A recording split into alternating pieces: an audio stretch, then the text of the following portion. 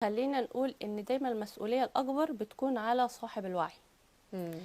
تخيلي كده يا داليا، الوحي اول ما نزل ما نزلش يقول على طول التشريع كذا او القوانين اللي المفروض تتنظم حياتكم كذا، لا هو نزل يتكلم عن بيعرفنا بربنا، مم. بيعرفنا صفاته، بيعرفنا بمحبته، بيوصل للناس حتة الايه، الامان والطمأنينة والسلام قبل ما ادخل بقى في حتة ايه الواجبات اللي عليكم.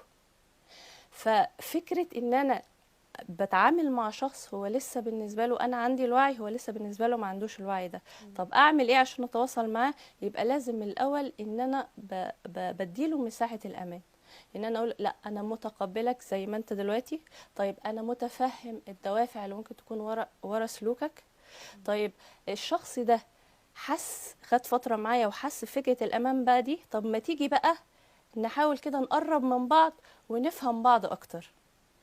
الشخص اللي هو بيبقى عنده بذرة طيبة جواه بينتبه مع الأحداث، بينتبه مع التجارب، إن لأ، إن في مثلا في حاجات أو في سلوكيات بينا بتؤذي العلاقة دي، فلازم لأ أنا محتاج أشتغل مع الطرف الأولاني ده عشان نحافظ على العلاقة دي أو عشان نخليها أفضل. فبيفهم بالتجارب مم. وبيستجيب بالتجربة قبل حتى ما يستجيب بالشكل النظري أو بالمعارف. لكن في بذرة بقى مم. يعني غير فئة طيبة. تانية. ايوه، ودي الصراحه بتبقى ابتلاء لصاحب الوعي. ياه. ليه بقى؟ لان هو بالنسبه له هو انا داخل انت تقبلني كده زي ما اه. انا، بص انا مش جايه اشتغل.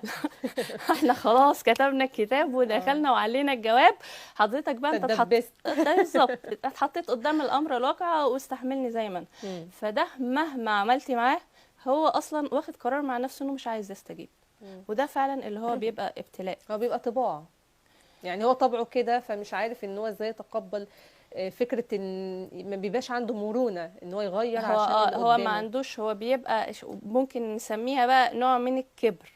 انا ما الجمود حدش، الفكري. ايوه ما حدش يجي يغيرني. مم. انا بص انا كبرت على كده وانا كده، مم. وطالما دخلنا بقى في علاقه يبقى استحملني زي لو ما انا، ما بيحبني تطلبش هيستحملني. لكن ما تطلبش. هو في الغالب اصلا الشخص ده او النوعيه دي هي ما بتعرفش تحب.